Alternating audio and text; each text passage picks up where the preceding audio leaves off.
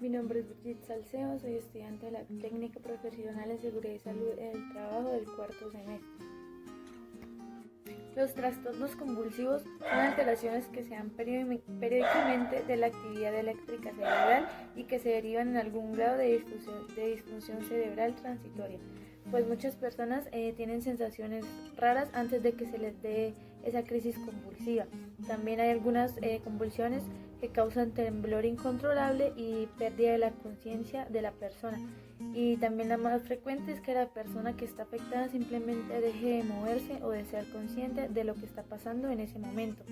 Pues los médicos se basan en los síntomas para sospechar del diagnóstico, pero habitualmente también se precisan imágenes del cerebro, análisis de sangre y electroencefalografías que registran la actividad eléctrica del cerebro y así identificar la causa. Los fármacos, en caso necesario, suelen evitar la crisis. La función normal del cerebro requiere una descarga ordenada y coordinada de impulsos eléctricos. Mediante estos, el cerebro se comunica con la médula espinal, también con los nervios, los músculos y consigo mismo. Cuando se altera la actividad eléctrica del cerebro, se producen convulsiones. Alrededor del 2% de los adultos sufren convulsiones en algún momento de su vida. 2/3 de estas personas experimentan una segunda crisis.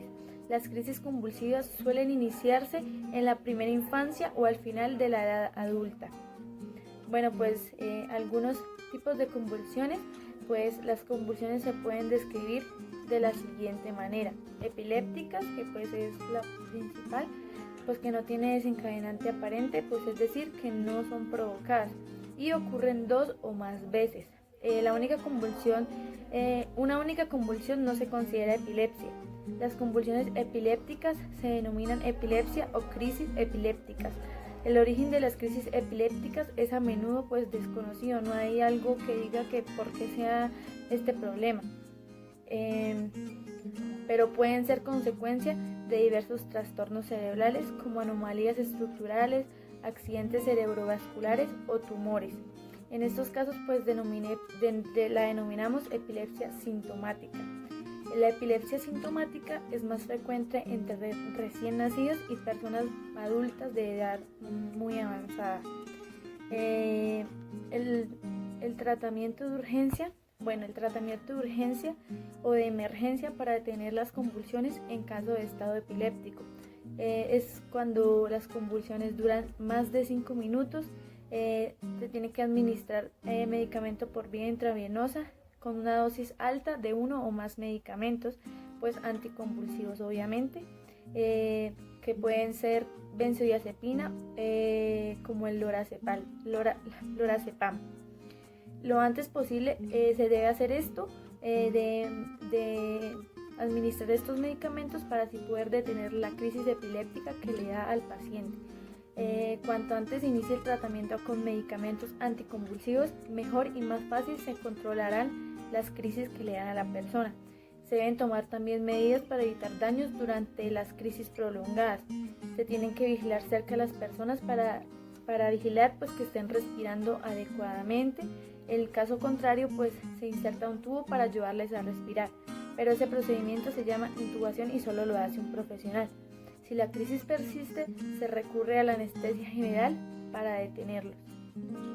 Las no epilépticas, que son desencadenadas o provocadas por un trastorno reversible o una afección que irrita el cerebro, como infecciones, un accidente cerebrovascular, un traumatismo craneoencefálico o una reacción ante un fármaco. En los niños, la fiebre puede desencadenar una crisis cuando ya la fiebre es demasiado alta, pero es una crisis no epiléptica que se denomina convulsión febril. Algunos trastornos mentales causan síntomas que se asemejan a las convulsiones epilépticas y que se denominan convulsiones no epilépticas, psicógenas o pseudoconvulsiones. Causas de los síndromes convulsivos. Antes de los 2 años, las causas suelen ser la fiebre alta o las anomalías metabólicas temporales, como unos niveles elevados de azúcar en la sangre.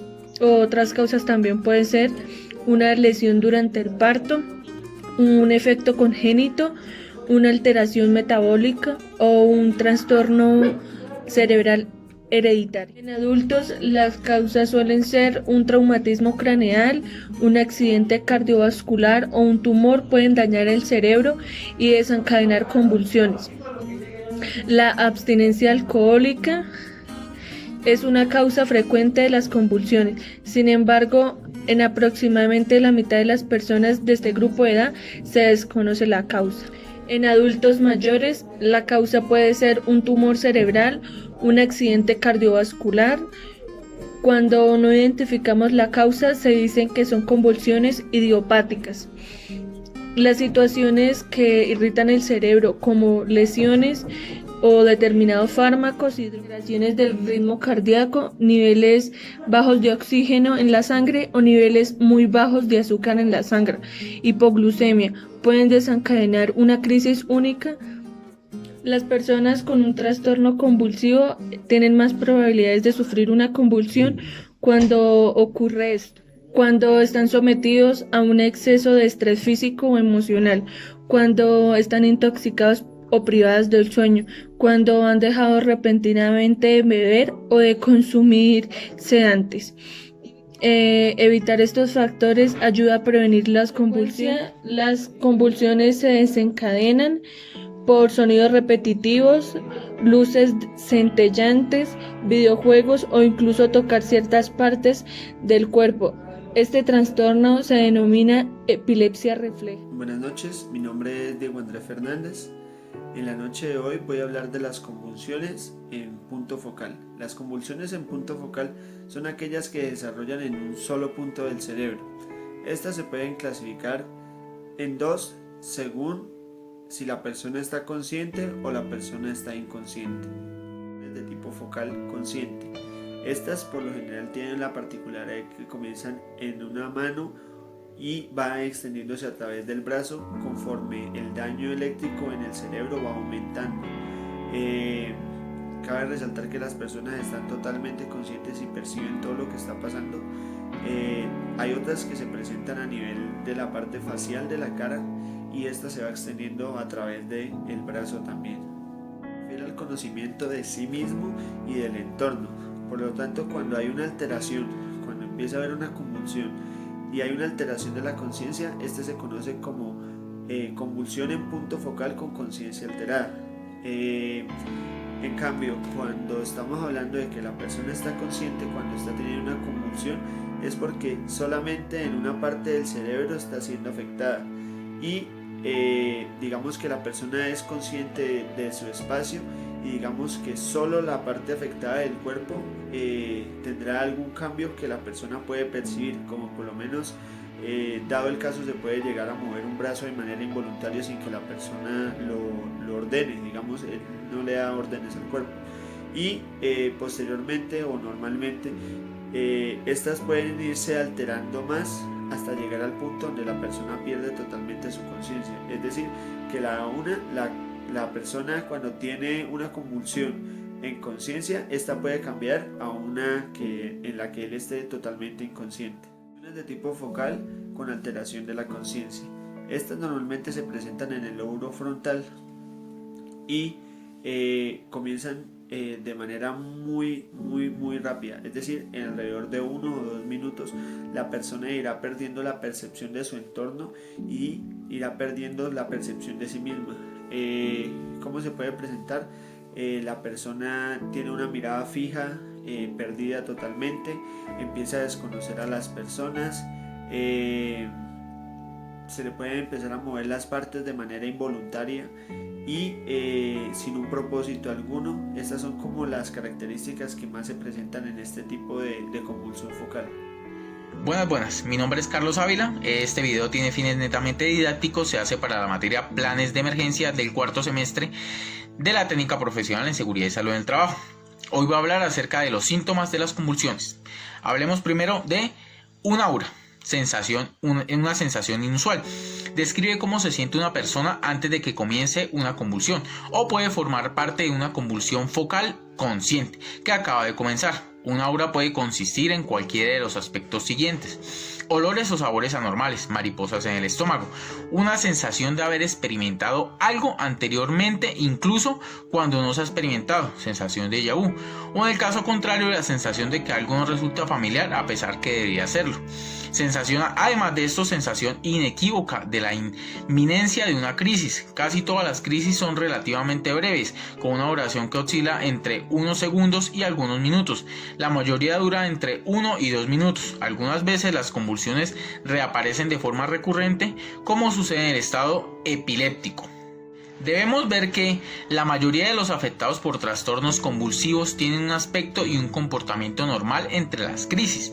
Los síntomas de las convulsiones varían según el área del cerebro afectada por la descarga eléctrica anómala, como pueden ser los síntomas siguientes: un intenso olor agradable o desagradable si la parte del cerebro afectada es la ínsula; alucinaciones visuales, visión de imágenes sin forma precisa si está afectado el lóbulo occipital; incapacidad para hablar si existe afectación del área que controla el habla, situada en el lóbulo frontal; una crisis convulsiva si se afectan grandes áreas de ambos hemisferios cerebrales. Las convulsiones se pueden clasificar como motoras, pues comportan contracciones musculares anormales; no motoras, no comportan contracciones musculares anormales. Otros síntomas posibles son entumecimiento u hormigueo de una zona específica del cuerpo, breves episodios de falta de respuesta, pérdida de conciencia y confusión.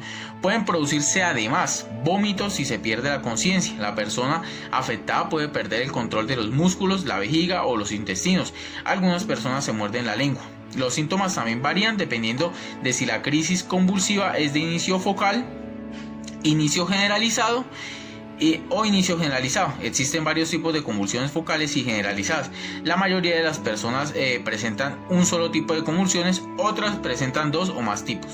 Respecto al pronóstico, con el tratamiento, 1/3 de las personas con epilepsia están libres de convulsiones y la mayoría quedan libres de convulsiones poco después de comenzar el tratamiento. En otro tercio, las convulsiones reaparecen con la mitad de la frecuencia con la que lo hacían antes del tratamiento. Si las convulsiones están bien controladas con medicamentos, entre el 60 y 70% de las personas pueden acabar dejando de tomar medicamentos anticonvulsivantes y permanecer libres de convulsiones. Cabe recalcar que las crisis epilépticas se consideran resueltas cuando la persona afectada ha permanecido sin crisis durante 10 años y no ha tomado medicamentos anticonvulsivos durante los últimos 5 años de dicho periodo de tiempo. En cuanto al tratamiento, si es posible, eliminación de la causa, medidas generales, fármacos para controlar las convulsiones, a veces cirugía u otros procedimientos si los fármacos son ineficaces. Si se puede identificar y eliminar la causa de las convulsiones, no se requiere tratamiento adicional.